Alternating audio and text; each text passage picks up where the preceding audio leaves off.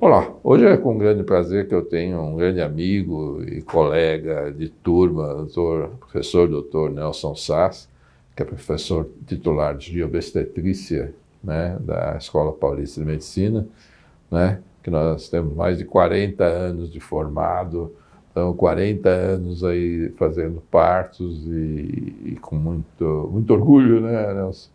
Né?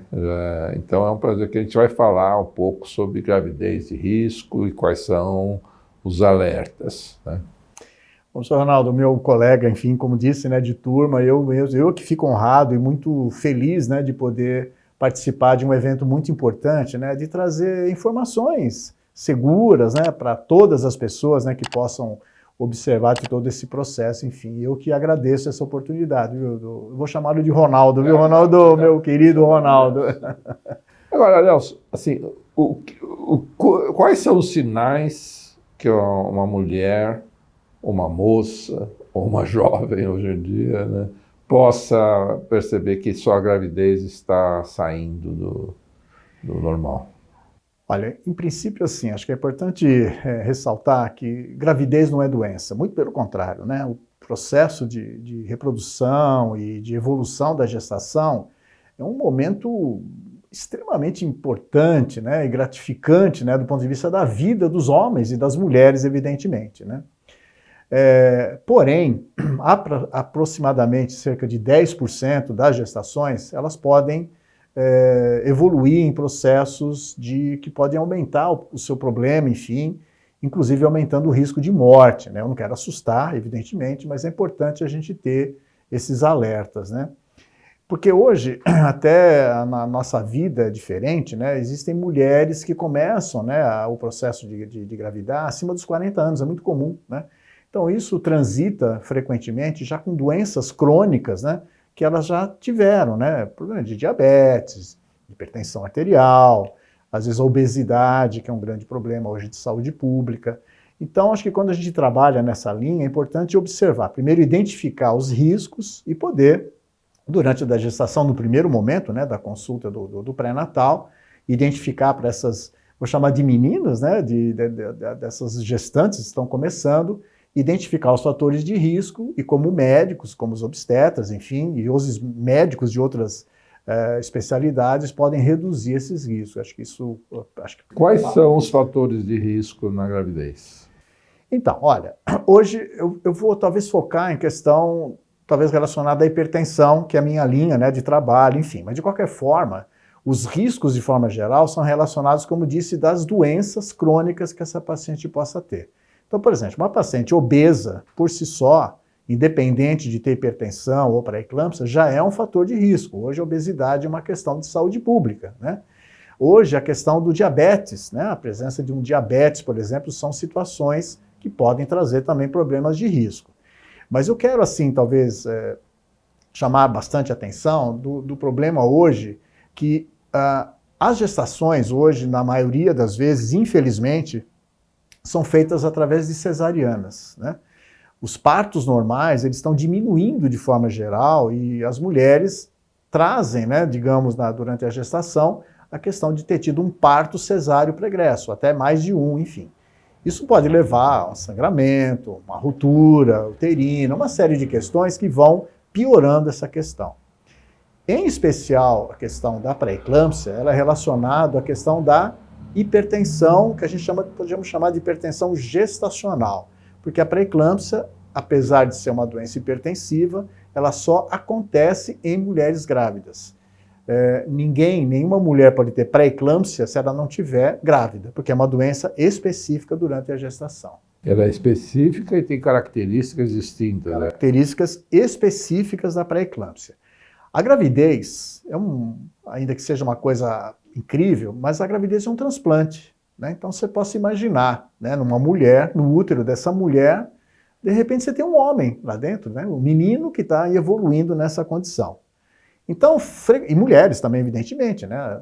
Então, só que para essa formação uterina, tudo isso, você precisa ter um acompanhamento, você tem uma série de características que vão permitir a evolução saudável do útero, né? O útero, em cerca de 10, digamos, uma quantidade muito pequenininha do útero, ele vai evoluir e vai além, né, de uma quantidade para permitir a evolução de uma criança saudável, da sua placenta, do seu líquido amniótico e depois começar o trabalho de parto.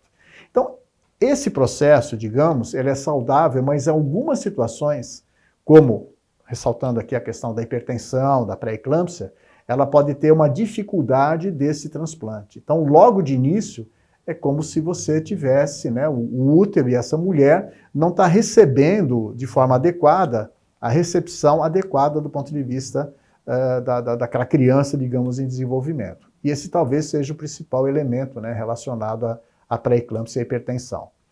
Além disso, hoje, como eu disse, né, de cesáreas prévias, o risco de uma ruptura uterina, de sangramentos, da localização da placenta de forma inadequada, para baixo, digamos, da localização placentária, também aumenta sobremaneira os riscos, né, de sangramento, de hemorragia e de morte materna, né?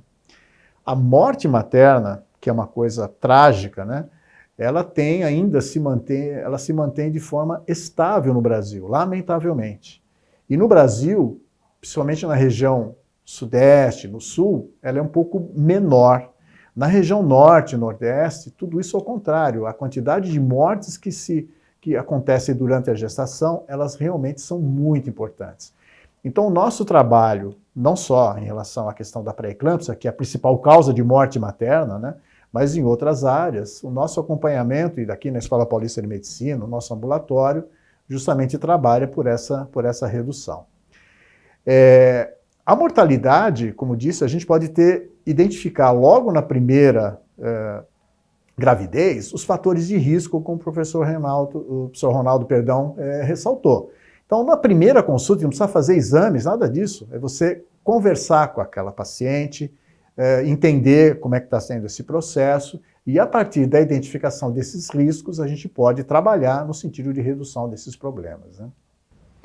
Agora, por que você acha assim, que o sul, sudeste está diminuindo, o nordeste? É acesso ao pré-natal? Porque a gente acha hoje em dia que é muito básico, né? Que a pessoa ficou grávida, já tem que marcar o pré-natal, já tem que ter o protocolo de pré-natal, né? Mas isso não está tendo...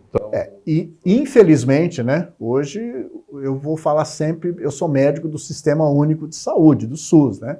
E hoje você pode ter, né, a possibilidade, primeiro, de informação. Eu acho que hoje, para as mulheres, hoje, com o seu celular, né, hoje você tem a possibilidade de informação em todas as áreas. Tá certo que nem sempre as informações são adequadas, mas, de forma geral, ela é importante saber quando ela está grávida, né, e ela sabe que engravidou, né, porque ela não deixou de sangrar naquele período, né, digamos, e ela sabe muitas vezes, inclusive ela está querendo engravidar, né? Olha, hoje nós vamos ter o nosso nenê. Então, você sabe, né, o momento que isso vai acontecer, e a sugestão é assim, identificando isso, muitas vezes ela já sabe um acompanhamento nas unidades básicas, né, por outras razões, como mulher, né? Mas é importante saber que uma vez que ela identificou, né, a mulher sabe muitas vezes, ela começa a ter sintomas da gravidez, né? O útero já começa a ter sintomas, a mama já começa a ter sintomas, a mulher ela é extremamente sagaz, né, no sentido de dizer assim, eu estou numa situação diferente da minha vida, provavelmente eu estou grávida. E esse é o momento inicial, seja na unidade básica, ou enfim, onde ela estiver acompanhando, que se faça na primeira e mais precoce possível durante o pré-natal. Esse é um grande problema, Dr. Ronaldo, porque infelizmente muitas mulheres não têm essa informação, muitas vezes acham que poderiam esperar mais tempo, né? Ou então, lamentavelmente, vão locais que não estão disponíveis, né, naquele momento, naquele dia, talvez o médico não pôde ir, enfim, o acompanhamento não foi adequado, né? E eu diria também que hoje o acompanhamento dessas mulheres ela não é exclusiva dos médicos, né? Hoje a enfermagem obstétrica também faz um trabalho muito importante. E você sabe muito bem, né, no amparo maternal, por exemplo, né, que aqui, né, a nossa SPDM tem acompanhado isso, a gente sabe que muitas mulheres são acompanhadas por enfermeiras obstétricas e que fazem um acompanhamento muito, muito efetivo, né, e seguro, né? Mesmo nas unidades básicas, o acompanhamento, um número bastante expressivo, são acompanhadas por enfermeiras, o que é muito bom. Eu acho que é um time, é como você não tem um goleiro e o ponto esquerda, você tem um time trabalhando no sentido dessa redução desses riscos, né? Então, acho que é isso que faz a diferença. Então, se puder sugerir o seguinte, para todos que estão vendo, né, essa nossa apresentação, e ter amigas, enfim, filhas, enfim, engravidou, no primeiro momento tem que ser acompanhado logo o mais rápido possível, seja no ambulatório, enfim, seja onde ela puder ser acompanhada, né? As pessoas, por exemplo, elas desenvolvem, né, a hipertensão da gravidez, né? Como é que você vê assim, os remédios que possam ser usados, né, para controlar a hipertensão, né? Às vezes as pessoas grávidas têm receio de tomar remédio, né? O quanto, né, que dá toda essa experiência desses anos todos que você tem com hipertensão, como é que o uso da medicação e a segurança da medicação na gravidez? Eu queria dizer, talvez inicialmente dizer o seguinte, talvez identificar quem tem risco de ter pré-eclâmpsia, né? Então a mulher chegou lá e tal e pergunta, né? Ronaldo, eu tenho risco de pré-eclâmpsia, então quem seria, né, essas mulheres elegíveis para ter pré-eclâmpsia, né? Então, por exemplo, a gravidez está grávida pela primeira vez, né? A gente chama de primigesta, né? As mulheres que tiveram nos seus antecedentes a irmã ou a sua mãe que teve pré-eclâmpsia, por exemplo, né? Outras situações de risco, né, que não tem nada a ver com a gravidez, mas, por exemplo, se a mulher é obesa, se ela teve problema renal prévio, se ela é diabética, se ela já ressaltar novamente a questão da obesidade, né?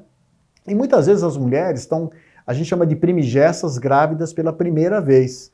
Hoje é muito comum as mulheres terem um primeiro marido, o seu companheiro, tem uma vida, enfim, troca, né, já tem um bebê, troca, né, de parceiro e passa a ter um outro bebê nessa outra condição. Então a gente chama isso de primipaternidade ou primigesta e tal.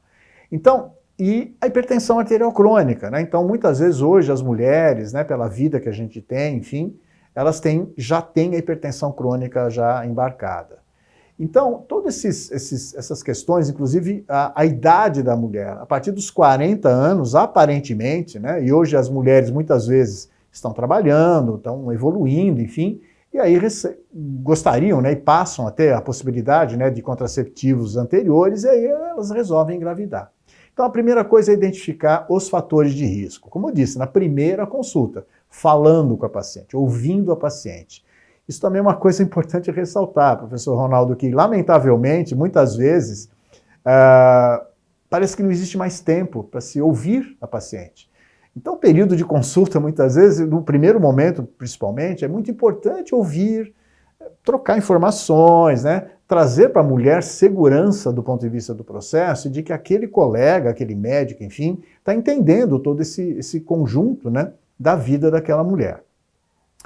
Uma vez identificado o risco hoje, relacionado, né, especificamente à pré-eclâmpsia, tem alguns fatores que poderiam reduzir. 3 coisas. Uma delas é relacionada à obesidade, né? E para isso, uma coisa importante é a atividade física na gestação. A gente, assim, dizem, né, que a cada 5 anos, né, professor Ronaldo, tudo que a gente aprendeu na faculdade de medicina não acontece mais, vai mudando, né? Medicamentos, informações vão mudando, enfim.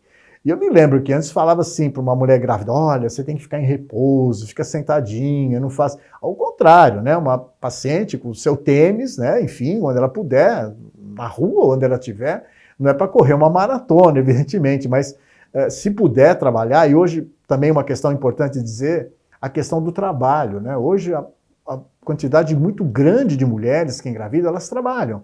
Isso também é uma coisa importante dizer. No espaço onde ela está trabalhando, ela tem, quase que hoje uma questão, quase que obrigação, né, do ponto de vista de saúde pública e da própria empresa, de oferecer para aquela gestante, daquela mulher grávida, que ela tenha menor segurança. Ela não pode ficar deitada o tempo todo, a gestante tenha com mais frequência a necessidade de urinar, e a infecção urinária é um fator de risco de ruptura de membrana, da atividade uterina, né, digamos, de parto prematuro. Então, é importante que as empresas também entendam esse processo daquela mulher que está em evolução. Então, esse é o primeiro passo. O segundo fator é a utilização de uma dieta rica em cálcio, né? É possível você ter um tablete de cálcio na unidade básica? É possível, né? Só que o cálcio, a questão da elevação do cálcio reduz a questão da pressão arterial. O problema é que às vezes é difícil, né, para a mulher grávida ela deglutir, porque infelizmente o tablete de cálcio ela é grande, digamos assim, é difícil a deglutição. Ela também traz obstipação, então a mulher grávida às vezes tem uma tendência, né, de não conseguir fazer cocô, de discutir o termo, enfim, né, com dificuldade, né, para evacuar. Isso é uma questão de desconforto muito importante para aquelas mulheres, enfim. Inclusive isso, não só isso, mas muitas vezes a mulher que trabalha, quando ela está com uma necessidade, digamos, ela está trabalhando e ela segura, digamos, esse momento. Isso é terrível, né, nessa questão. Então, para isso, a gente tem outras possibilidades de melhorar sem necessidade de usar o cálcio através de uma alimentação, né?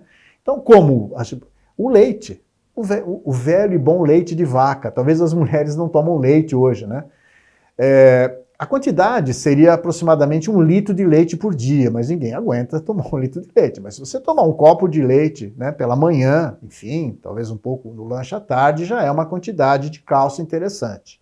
Outra coisa interessantíssima é queijo. A questão é a disponibilidade. Hoje, infelizmente, as famílias não têm, às vezes, recursos, né, para tudo isso, né?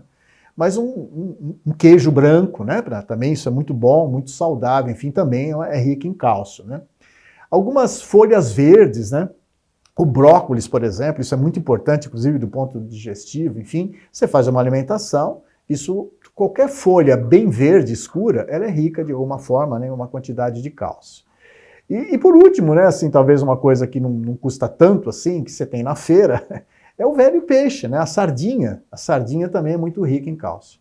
Então, se você tiver uma dieta com essas, digamos, essa alimentação saudável, do ponto de vista digestivo, e isso também reduz o risco de pré-eclâmpsia, não precisa necessariamente utilizar o tablete de cálcio. E a outra coisa que reduz o risco é o ácido acetil salicílico, a aspirina. É 100 miligramas, é um tablete pequenininho de aspirina, né? Que a gente sabe muito bem que quem trabalha com cardiologia, né, reduz o risco de ter uma trombose, de ter algum fator desse tipo de situação. Então a aspirina parece que reduziria o risco dessas questões, porque a placenta pode levar um processo, né, que pode diminuir ou acelerar o processo de infecção local ou de diminuir essa questão. Então, não se sabe exatamente como isso funciona. Isso é uma coisa também muito interessante. Às vezes você tem algum nível de evidência, mas você não consegue exatamente entender como isso acontece. Mas reitero, uma atividade física, uso uma quantidade adequada de cálcio e uma aspirina à noite de preferência para reduzir o risco de pré-eclâmpsia. Tá. Mas quando a pressão, né, está chegando em níveis maiores, eles acabam usando antihipertensivo e é seguro, as pessoas podem se sentir tranquilas com isso? Pois é. Isso é uma coisa muito importante dizer, né? É diferente uma mulher que tem hipertensão crônica. E como é que a gente sabe isso? A hipertensão crônica é uma mulher que já é hipertensa antes de engravidar, ela já sabe, né, que toma, enfim, ela tem inclusive a medicação para sua pressão alta, e aí ela vai, de alguma forma, começando na gestação, e ela já é hipertensa crônica. É interessante que para mulheres nessa condição, a gravidez ela tem toda uma modificação fisiológica que leva a uma redução da pressão arterial. Então, mesmo uma mulher hipertensa crônica, muitas vezes a gente até brinca, né? Poxa, a gente está aqui no ambulatório de hipertensão crônica, a gente tira mais a droga do que coloca, enfim. Isso é uma boa notícia, porque a placenta, de forma geral, está reduzindo a pressão arterial. Mas isso chama-se hipertensão crônica. A pré-eclâmpsia, ainda que seja uma doença, ela não é só uma doença inflamatória. É uma doença, perdão, hipertensiva, é uma doença inflamatória. E ela leva a todo o organismo da mulher. Ela altera a função renal, ela altera o fígado, ela altera a questão do ponto de vista até dos olhos dessa mulher, do ponto de vista, né, da cabeça da mulher, você pode ter hemorragias. A eclâmpsia é um tipo de convulsão, por exemplo, né, como esse tipo de convulsão que a gente vê da mesma forma, né? Então, essa situação, o que a gente faz é tentar observar esse processo e identificar a pressão arterial. A pré-eclâmpsia, ainda que tenha uma elevação da pressão arterial, ela não consegue, você não consegue usar um hipotensor, né, uma droga, né, para reduzir a pressão arterial, que estabilizaria e manteria essa mulher evoluindo até o final da gestação. E esse é um erro muito comum, né? Ou seja, essa mulher está fazendo a gravidez, tudo legal, muito bem, enfim, de repente ela está com 25 ou 30 semanas de gestação, sei lá, está um pouco mais além, e de repente ela começa a ter hipertensão. E aí você começa a dar um medicamento. A gente usa, durante a gestação, a gente não pode utilizar várias drogas, mas a mais comum e acessível é a alfa-metildopa. É uma droga que, para clínicos, até acham, puxa, mas essa medicação é velhíssima, é uma droga velha, mas é o que a gente tem atualmente disponível, inclusive na rede básica e tal. Não tem realmente hipotensores efetivos nessa direção, é a velha e boa metildopa, né? Aquelas drogas que levam ao dano renal de alguma forma, né, aquelas medicações a gente não deve utilizar, né, porque tem risco durante a gestação, né? Mas o que a gente faz é tentar reduzir a pressão arterial. O que a gente faz é identificar essa situação, é acompanhar essa paciente. E muitas vezes, dependendo da idade da gestação, não há nenhuma, se ela estiver no termo, a gente não vai fazer mais nada a não ser interromper a gestação. Então, se ela estiver acima de 36, 37 semanas, acima para cima, enfim, ela já está numa condição de termo, como a gente diz. E aí não tem não tem o que fazer, é antecipar o nascimento desse bebê e dessa mãe, evidentemente, né? Então, isso é muito importante ressaltar. A partir de 36 semanas de gestação, não há necessidade de usar hipotensores, não há necessidade de nenhum outro medicamento a não ser retirar a placenta. Isso pode ser difícil, né, de alguma maneira, porque tem a prematuridade também embarcada. Mas quando a gente coloca o risco da mãe, né, o risco que essa mulher tem, e hoje a prematuridade a partir dessa idade estacional, a gente sabe muito bem, né, o nosso berçário aqui, né, na Escola Paulista de Medicina, a professora Ruth Ginsburg, né, que também é a nossa colega de turma, hoje as unidades neonatais, elas são capazes, né, de receber com segurança um bebê prematuro nessa idade estacional com uma evolução também saudável. Dá um pouco mais de trabalho? Evidentemente que sim. Mas aqui nós estamos olhando para duas criaturas fundamentais, aquele bebê e aquela mãe. Porque se você manter dando uma medicação, ela vai para o seu ambulatório, na unidade básica e volta semana que vem, ela não volta mais. Porque ela pode ter tido um status de eclâmpsia, né, de convulsão, e pode morrer. E essa é uma razão de morte materna no Brasil. Muitos colegas, lamentavelmente, acham que a pré-eclâmpsia é uma doença tranquila, volta amanhã e tal. Ela tem uma instabilidade muito difícil de controlar. Ela pode estar muito bem hoje, né? Hoje é terça-feira, pode ser que na quarta, na quinta-feira, ela pode estar tendo uma eclâmpsia, né? Isso foi visto, inclusive nessa antecipação, não é porque nós estamos chutando, não. Países, né, que estão muito mais além, né, do ponto de vista do nosso conhecimento, né, com risco de morte materna, são muito... A Holanda, por exemplo. Esse estudo na Holanda também identificou esse tipo de situação, que é manter essa paciente a partir dessa idade estacional trazia riscos, inclusive, de eclâmpsia na Holanda, né? Então, imagine aqui no nosso Brasil, com todas essas dificuldades, dependendo dos outros locais que a gente tem aqui no nosso país, como essa dificuldade se está embarcada aqui. Então, a antecipação do nascimento nessa idade já seria muito marcante para a redução de mortalidade materna, professor Ronaldo. Agora, assim, a eclâmpsia, do jeito mais simples de falar, está indo menos sangue para o feto, né? A hipertensão é uma diminuição da luz das artérias, né? Qual é o impacto imediato na criança, ainda no ventre, e se tem estudos posteriores, né, o impacto de desenvolvimento dessas crianças cujas mães tiveram eclâmpsia ou pré-eclâmpsia? Então, no primeiro momento você pode identificar isso, né, porque às vezes você, assim, eu disse que é uma doença inflamatória, né, que afeta, né, todo o organismo da mãe, né, mas a placenta também está muitas vezes alterada, né?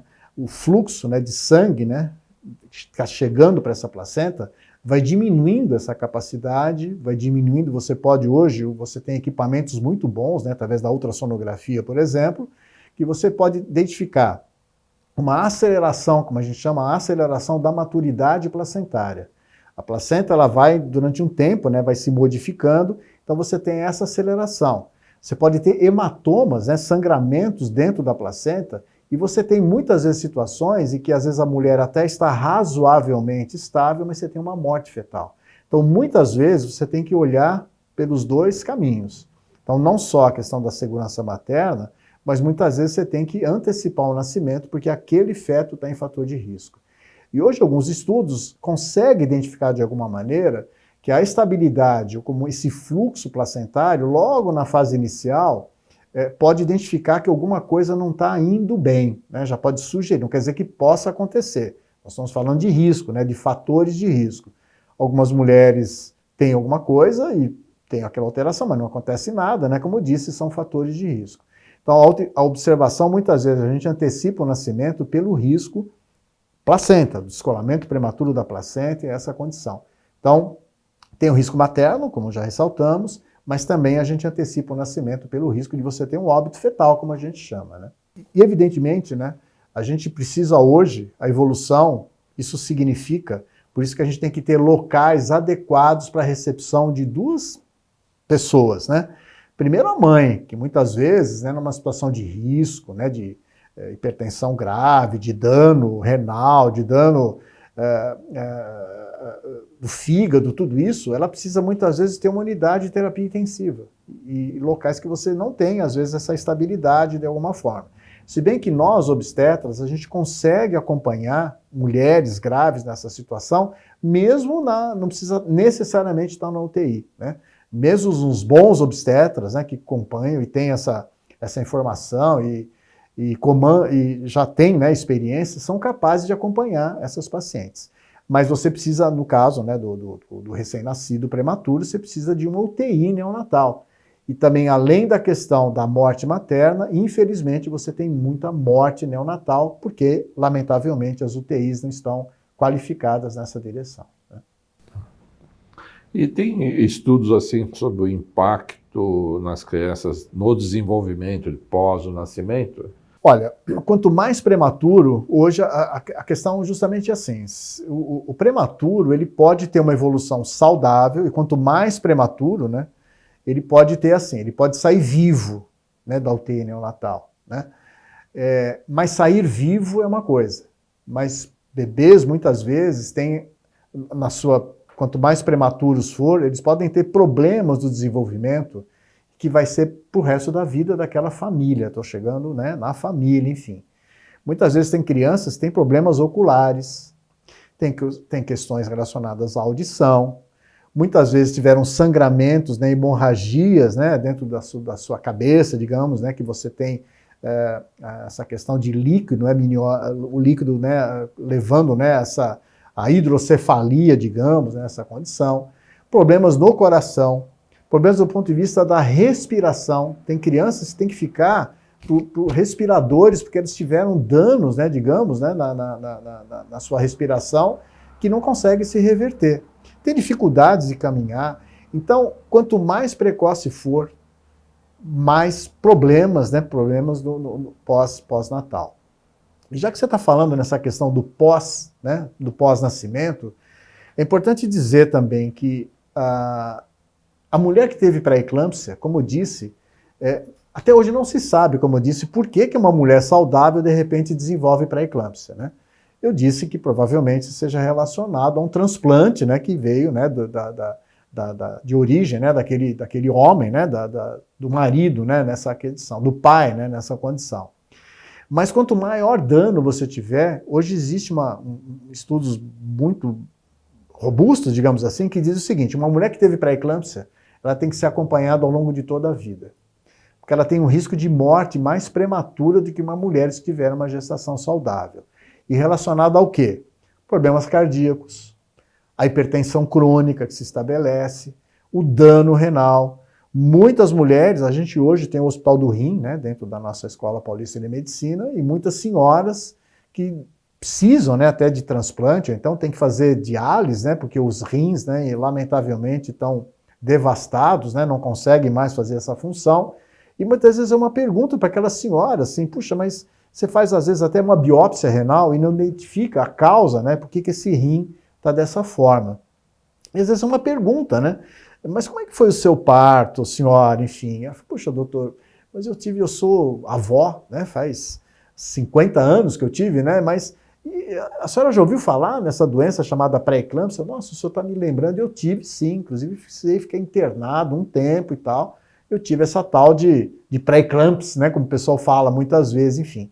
Então, essa história pregressa, em situações hoje, pensando hoje agora como clínicos, né? Não como obstetras, né? Dessas mulheres, esse acompanhamento de risco é muito importante por danos, né? Digamos, ao longo de toda a vida daquela mulher. Então é importante dizer, quem teve pré-eclâmpsia, ela não acabou na hora do nascimento. Ela, ao contrário, ela tem que ser acompanhada durante muito tempo, enfim, né? Doutor Nelson, existe o diabetes gestacional, ou aquelas pessoas já obesas têm fatores de risco? Se você pudesse falar um pouco, o que é diabetes gestacional e o que é o diabetes da obesidade? Assim? Hoje tem, as definições, elas estão sempre de alguma maneira, sobe, desce, enfim, né? Mas, por exemplo, você tem a situação do diabetes, que a mulher já é diabética. Inclusive tem o diabetes precoce, né? A menina já é diabética desde no início da sua vida, você já sabe que ela é diabética, enfim. Hoje, muitas vezes, o diabetes mais crônico é relacionado muitas vezes à obesidade, né? Então, mulheres que estão acompanhando, de repente ela não tem o diabetes, e de repente ela não tem nada a ver com a gravidez nesse momento, mas em um certo momento da vida ela passa a ser diabetes, né? Então, o chamado diabetes gestacional, ele talvez seja discutível, mas é aquela situação em que pela primeira vez na vida daquela mulher você identificou a elevação da glicemia, né? O marcador de diabetes é a glicemia. O pâncreas, né, que é o que produz, né, insulina, né, ela não consegue dar conta, e a demanda durante a gravidez é muito alta, né? A questão da glicemia é importante, né? A glicose é muito importante. Então, o diabetes gestacional, ele é identificado durante a gravidez. Teoricamente, numa mulher que nunca teve diabetes. Então, ela estava caminhando e, de repente, começa a urinar um pouco mais, sede, enfim.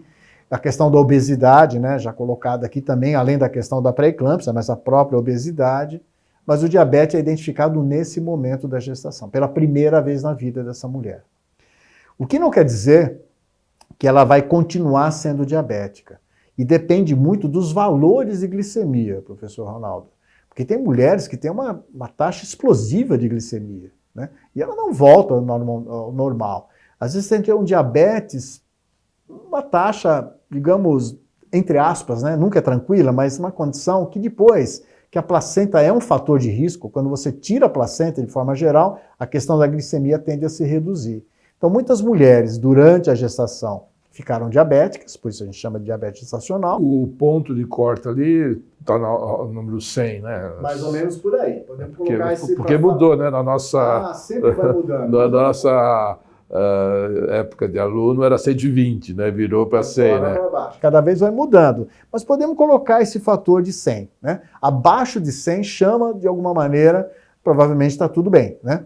E muitas vezes se faz isso durante a gestação, mais de uma vez durante a gestação. Então a elevação disso da glicemia durante o pré-natal, em qualquer mulher, se faz a avaliação da glicemia.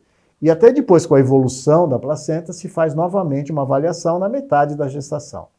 Isso para identificar. Muitas vezes ela está normal aqui e nesse momento ela começa a ter oficialmente como glicemia.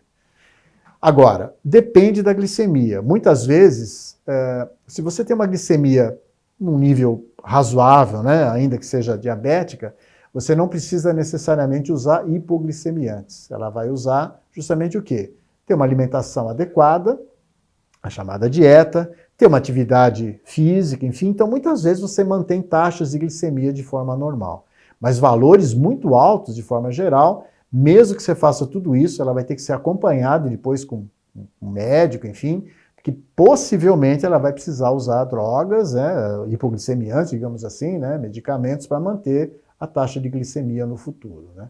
Na gravidez chega a entrar com hipoglicemiante ou insulina? Se precisar, a gente usa insulina. Hipoglicemiante a gente praticamente não utiliza, né? Porque tem alguns fatores, mas em geral a gente vai usar insulina.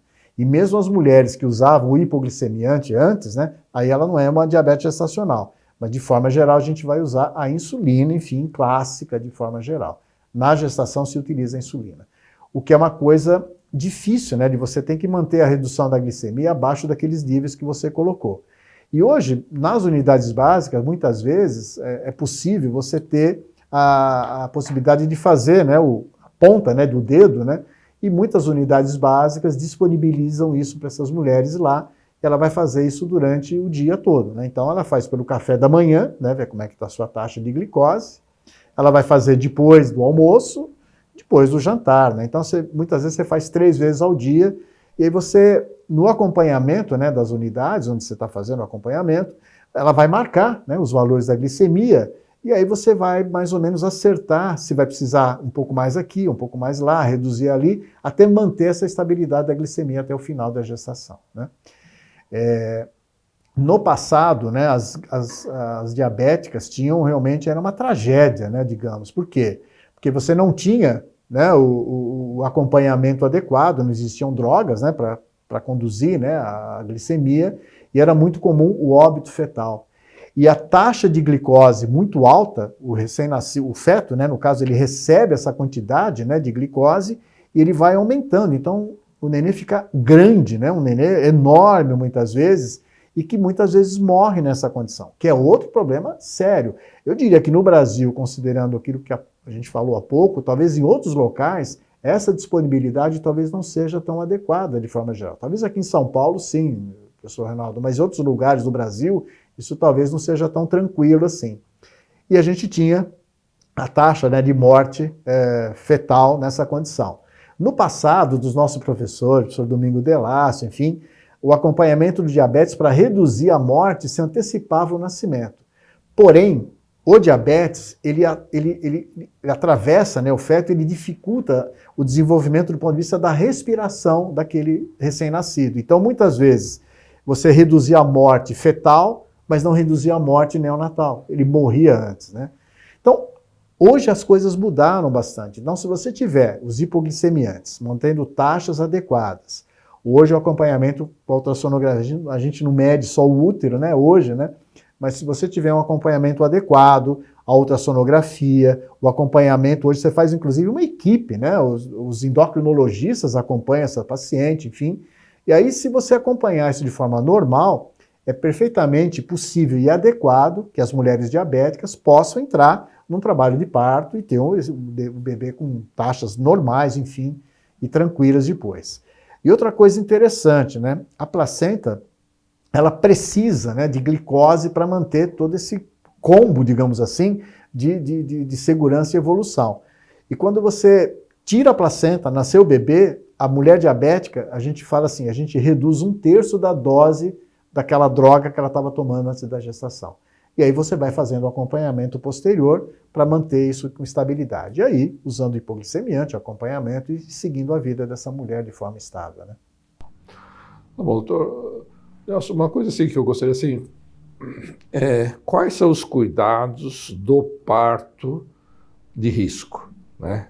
Lógico que tem o parto normal, as pessoas estão nascendo há milhares de anos, a gente faz parte da ironia médica, as pessoas, né, nascem sozinhas, né? Sim. Mas, obviamente, o parto de risco, quais são os cuidados, assim, quais as adaptações que o sistema de saúde tem feito para proteger?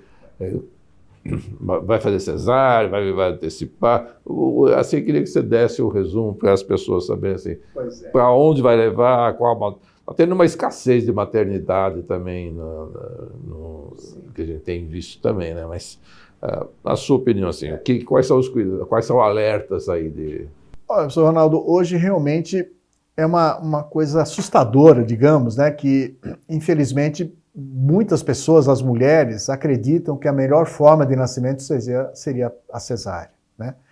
Hoje, as maternidades, não do SUS, né, mas outras maternidades, que tem toda a qualificação do atendimento, né, risco zero, tudo que você possa fazer de acompanhamento, elas teriam taxas de cesárea muito baixas. E ao contrário, né, você tem outros locais que você tem, se bobear, quase 100% de cesárea, né?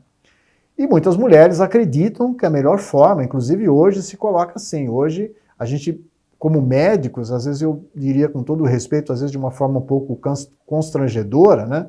Mas se uma mulher chegar e falar, eu quero fazer cesárea, o médico tem que fazer isso de forma adequada, porque se ela tem um risco de repente, ter um processo, né, em relação a essa questão.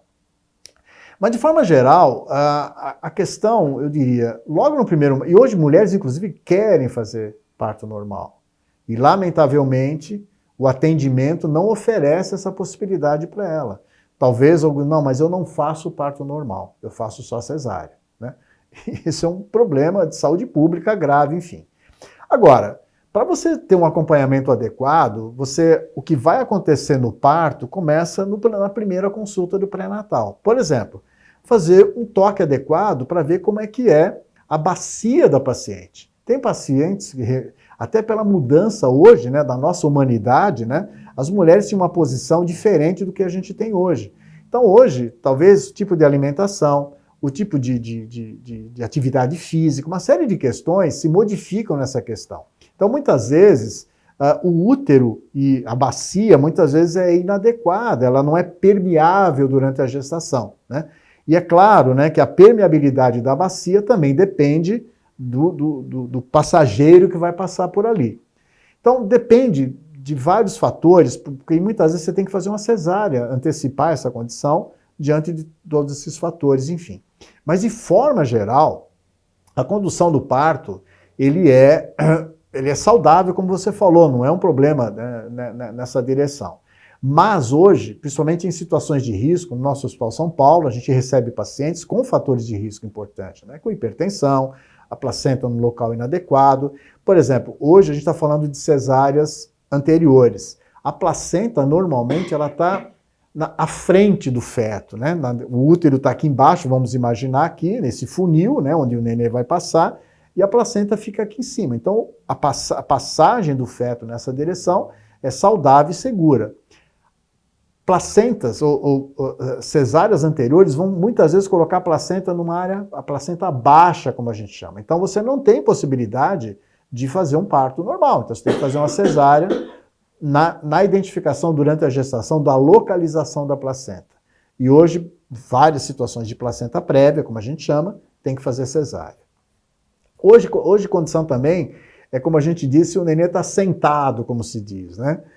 Eu nasci sentado, por acaso. Eu nasci em apresentação pélvica, né, como a gente chama. Eu nasci por parto normal, né? Fui por parto normal. Era um bom parteiro. Era um bom parteiro, enfim. Antes se fazia isso, hoje não tem. Hoje, muitas vezes, até pela condição, né? Muitas vezes não se conhece muito, ou não tem segurança num bebê que tem apresentação pélvica de fazer o parto vaginal. Então se faz cesárea também nessa condição, né? Hoje também, muitas vezes, tem mais de um feto, né? Muitas vezes mulheres querem ter mais de um feto, né? Tentam de alguma maneira engravidar, têm dificuldade de engravidar e quando conseguem, né? Conseguem mais de um. Então, dependendo de como é que está a localização desses dois fetos, muitas vezes eles têm uma instabilidade, um deles, né? Um maior, outro menor, enfim. Então, dependendo da localização, está adequada a colocação da cesárea, digamos, né? Cesáreas anteriores, como eu falei, mais de 2 cesáreas hoje, porque quando você abre o útero, aquela cicatriz, ela pode se romper durante o parto. E esse é um fator de risco, uma ruptura uterina pode ser uma tragédia também. Uma cesárea anterior não indica uma outra cesárea. É possível um parto vaginal se você teve uma cesárea. 2 ou mais, realmente, aí a coisa já começa a ficar mais complicada. E também não pense que com 2 ou 3, a gente já viu pacientes com mais de N cesáreas. E aí, esse é um fator de risco enorme, porque essa área para abertura da cavidade e trazer esse bebê para fora não é uma tarefa tranquila, como dizia o professor Velácio, muito pelo contrário, né? Então, do ponto de vista cirúrgico, também é um fator de risco adicional para aquele processo reprodutivo de saída daquele feto naquela condição. A placenta pode, inclusive, ficar localizada nessa área, né?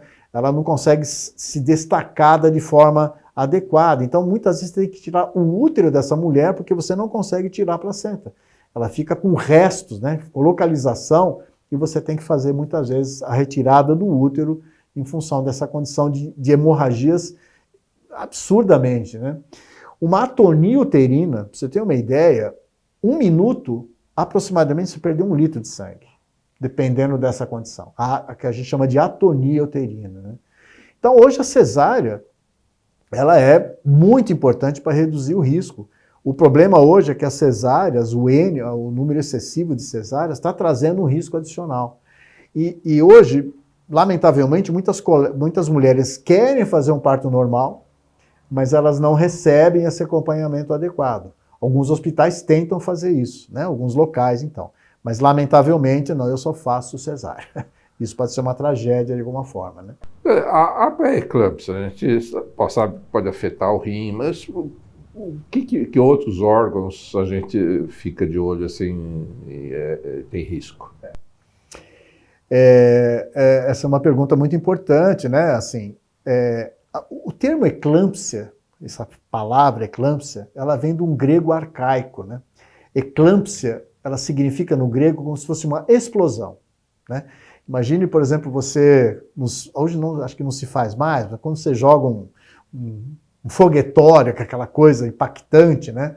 É o que se via, né, naquela época, né, do Hipócrates, né? O Hipócrates já conhecia essa questão da pré-eclâmpsia, enfim. Como eu disse, a pré-eclâmpsia ou a eclâmpsia é a convulsão. O termo eclâmpsia é relacionado à convulsão. A pré-eclâmpsia, como diz pré, são situações que antecedem essa questão da condução, da eclâmpsia, né? E por ser um processo inflamatório, ela altera todo o organismo da mulher. Então você tem problema pulmonar, tem dificuldade respiratória, você tem dificuldade cardíaca, você tem problema no fígado. Existe hoje uma doença chamada HELLP síndrome. A HELLP síndrome é uma alteração dentro do fígado que você tem uma ruptura e uma hemorragia, você tem um hematoma, né, nessa localização. E muitas mulheres morrem de HELLP síndrome porque ela teve uma ruptura, um sangramento profuso. Aqui o fígado você não tem como dar um ponto para passar, né, para parar essa hemorragia, que é a chamada HELLP síndrome. A questão renal, como já ressaltamos, muitas vezes o dano renal ele pode voltar ao normal, mas muitas vezes ele não vai até o final, ele continua com esse dano, por isso que periodicamente a gente vai acompanhar nessa questão. A trombose pode estar relacionada a todos esses fatores de risco. Então, como disse, a pré-eclâmpsia é uma doença inflamatória em ampla perspectiva. Todo o corpo da mulher, de alguma forma, está marcado por essa condição. E por ser uma condição instável e imprevisível, é que a gente precisa antecipar o nascimento o parto daquela criança, enfim, e conduzir essa paciente para lá, né? Para muitas vezes a unidade neonatal, no caso do bebê, e da mãe se precisar, né? Talvez valha a pena colocar, né, justamente para reduzir o risco de eclâmpsia, ou seja, da convulsão, existe um medicamento chamado sulfato de magnésio, né? Ele não é uma droga hipotensora e até hoje não se entende exatamente como é que o sulfato de magnésio funciona, né? Como eu disse muitas vezes, né, em medicina, né, doutor Ronaldo, a gente usa algumas intervenções, mas que não tem evidência consistente do porquê que aquilo faz bem ou faz mal, então, de alguma forma. Então hoje o sulfato de magnésio é muito importante para reduzir o risco da mulher ter uma eclâmpsia. E é muito importante. Hoje mesmo, ontem, à tardezinha, tinha uma paciente que estava, né, na unidade neonatal, na obstetrícia, uma paciente com uma pré-eclâmpsia, que estava com um pouquinho de dor de cabeça, e aí a colega, enfim, né, a gente faz um time, ela estava usando o sulfato de magnésio. Hoje de manhã, até vindo para cá, a gente tirou o sulfato de magnésio, porque ela ficou mais de quase 2 dias usando essa medicação. Então, o sulfato de magnésio é muito importante nessa direção. Outra coisa importante são medicamentos hipotensores, né? A que a gente usa mais frequentemente aqui, pelo menos aqui em São Paulo, enfim, é a hidralazina, né? Ela reduz a pressão arterial. Não é uma ótima droga hipotensora, mas você tem que manter, de alguma maneira, uma redução da pressão arterial durante aquele período. Uma vez estabilizado, sulfato de magnésio colocado, a pressão arterial razoável, você tem os exames, né? Se ela tem um fator de risco de sangramento, de hemorragia, alguma coisa assim, e aí você vai tentar fazer, é possível tentar um parto nessas pacientes, mas muitas vezes por essa instabilidade, por exames muito ruins, né, digamos assim, você não tem outra alternativa a acelerar isso, aí você tem que fazer uma cesárea. Aí com segurança, evidentemente, aí tem uma razão médica aceitável para fazer uma cesárea. Doutor Nelson, de cada 100 partos, quantos seriam considerados de risco? Doutor Ronaldo, cerca de 10%, vamos chamar assim. 10% de risco, digamos, né, dependendo de situações e tal. Mas, teoricamente, né, hoje se consideraria razoável que 10 mais 15% seria razoável. Vamos colocar 20, vai? Seria razoável uma taxa de cesárea, com segurança, né? A primeira cesárea que foi colocada no mundo era uma mulher chamada Giulia Covalini, né? Numa Itália, né? O que foi feito porque ela tinha uma doença grave, né? E ela não tinha a placenta, ela tinha aquelas doenças, raquitismo, essa coisa toda, e ela não tinha como passar por ali, né? O Eduardo Porro, né, considerado, né, que foi talvez a primeira cesárea, né, considerada adequada e que ela saiu viva dessa condição, né? Mas a partir daí, a evolução, né, do conhecimento obstétrico, hoje, a cesárea, ela não é uma coisa ruim, ao contrário, ela traz vida, né, para a mulher e para aquela criança, enfim.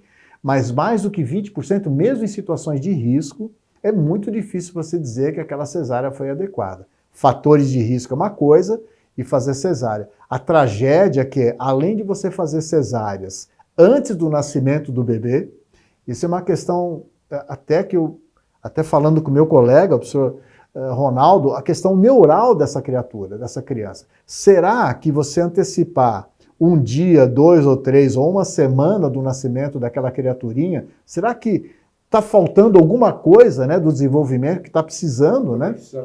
Será que isso está acontecendo? Será que a gente pode fazer um antecipado de uma coisa natural, que está esperando o momento? É o bebê que, de alguma forma, liga o motor para começar o trabalho de parto. Será que nós temos essa coisa de antecipar o nascimento? Será que isso no futuro não pode ter alguma condição que a gente talvez ainda não conheça, né? Então a gente precisa tomar muito cuidado de intervenções inadequadas e de altíssimo risco, que não é só naquele momento. Será que a vida daquela criança, né, pode ter acontecido? Então isso do ponto de vista neural, neurológico. Do desenvolvimento, né? Do desenvolvimento de forma geral. Será que um dia faz diferença? Um dia pode fazer muita diferença. Por isso que eu sempre procuro, né, de alguma forma, é assim, mais do que 20% de cesáreas realmente provavelmente tem que olhar o que está acontecendo. É claro, né, isso em ampla perspectiva. Aqui no nosso Hospital São Paulo a taxa é maior, mas em compensação a gente está diante de pacientes diabéticas, transplantadas renais, com nome, hipertensão, uma série de problemas, né? Placenta prévia, inclusive, vem pacientes que não têm outro lugar para fazer, vem aqui no Hospital São Paulo para fazer uma cesárea extremamente arriscada, retirada do útero, muitas vezes a placenta está colada naquela região e trazendo, né, problema adicional, né, de risco e morte por essa condição. Mesmo no Hospital São Paulo, você precisa ter uma equipe muito bem colocada para fazer isso. Em outros locais isso não acontece. Então, se uma mulher começa a sangrar, como eu falei, 1 minuto você perde 1 litro de sangue, você perdeu a oportunidade e essas mulheres morrem por conta dessa inadequação. Então, a morte materna não é naquele momento, aconteceu nos anos pregressos daquele tipo de assistência que teve naquela condição.